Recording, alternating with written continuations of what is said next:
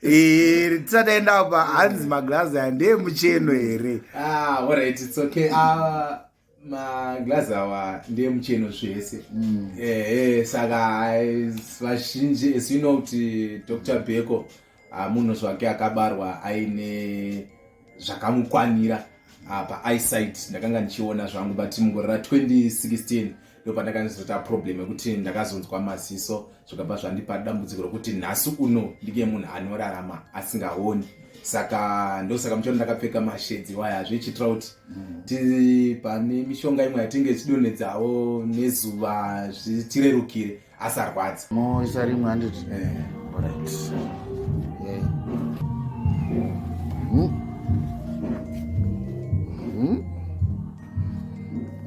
Mirai ndarisai kupe maheadphone nemaiki yedu ititi kwidze imbija tokwidzirwa kuti semunhu murefu nemupfupi. Yanga munhu anga achimba anga akati pfupikewo pfura.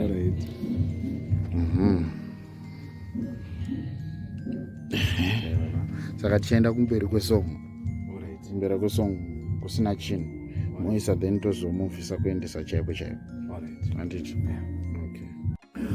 Right, kazuwaika mhuri yeZimbabwe vari kumativi mana ose enyika mungadai muri vatsigiri vekunashe studios.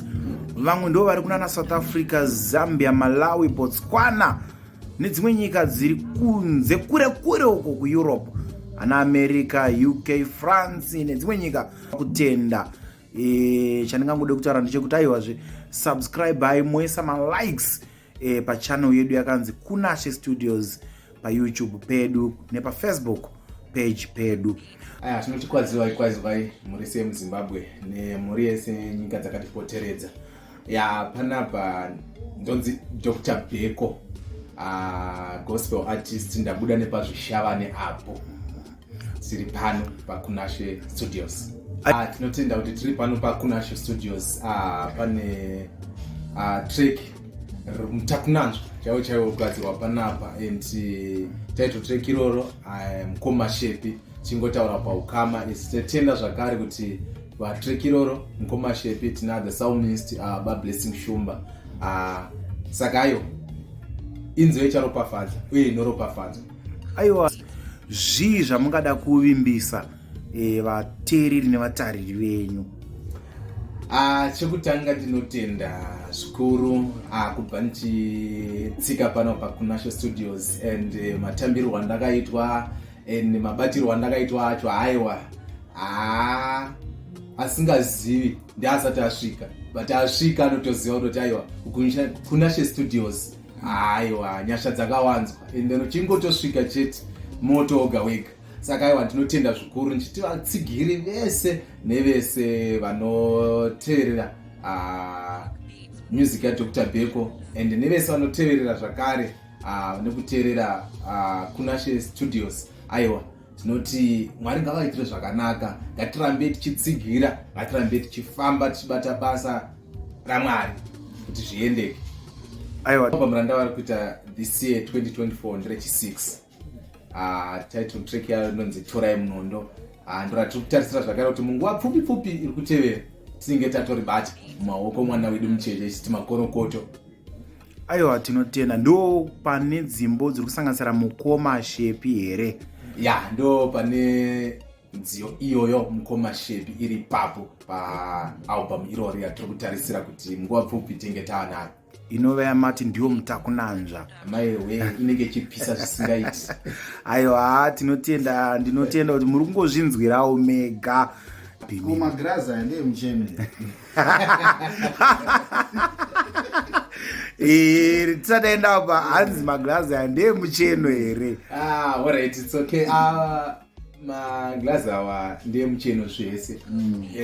Saka vazhinji as you know kuti Dr. Bheko munhu zvake akabarwa aine zvakamukwanira paeyesight. Ndakanga ndichiona zvangu but mugore ra2016 ndopandakanizoita problem yekuti ndakazonzwa maziso zvakabva zvandipa dambudziko rokuti nhasi uno ndike munhu anorarama asingaoni. Saka ndosaka muchiona ndakapfeka mashedzi waya zvichitira kuti tiri pane mishonga imwe yatinge chidonedzawo nezuva zvitirerukire asarwadzi. Dr. Beko anofamba nechikwata chinonzi The Light of Life Music. So isusu chatiri kufamba nacho kuti we want to bring light to the world, not to Zvishavane or Zimbabwe, but to the world. Saka toda kufamba nebasa raMwari tichishumira pasi rino rese, vanhu vachifamba vazive vakwanise kuona vari muchiedza chaMwari. Saka haiwa tine chiono chandinacho kuti tifambe pasi rino tichiparidza evhangeri raMwari. Ndeupi muimbi wamukafarira kuti ari pasi pemwoyo wenyu kuti ndingada kuzoitawo naye kolabo panguva inoteera? So far ike zvinezvika vandashanda nawo ndinotenda kuti changa chiri chiono changobva kare, but pari zvino ike zvino izvi munhu andiri kutarisirana ndimama Dorcas Moyo. Ndiri kunzwa ndiri kuvavarira zvikuru kuti munguva iri kutevera iro aiwa ndichasangana navo uye zvichaita. Tinotenda mama Dorcas Moyo, ndinoimba kuti muri kuzvinzwa, manzwa mukoma Beko namato wavo wavari kutaura kuti vanoda kuzoimbawo nemi pamwaka unotevera. Mashoko enyu ekupendera chirongwa ekugumisira angave kurudziro pamwe chete nekutenda?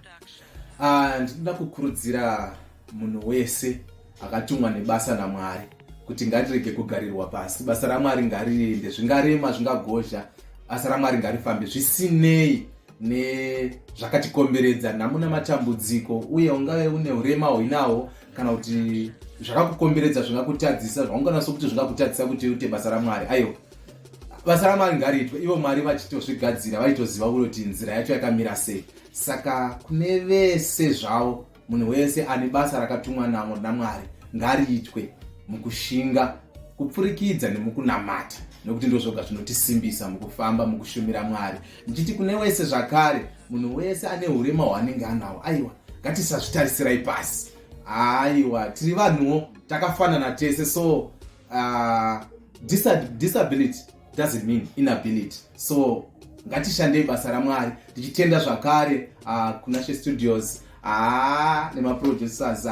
Ndinotenda zvikuru nokuti pamwe unenge uchifungira kure kuti pamwe ndichasvika vachanoti iye uyu vachinge kutaridza pati takangobatirwa sezvakangofanana nesevamwe vese. Saka zvinhu zvinondifadza, ngatisatyai, hatiuyei kuna Records tizowana kuti tirekode kuti basa rifambe, basa raMwari. Tinokutendai. Aiwa, maita basa. Dr. Beko, mangozvinziro kuna She inogamuchira munhu wese kubva kuvaduku, vakuru, chembere, ana mbuya vese anongonzwa kuti ndinogona kuimba chete, chero ine voice rekuimba, tinogamuchira. Regai ndipe kutenda, tinosangana muchirongwa chinotevera.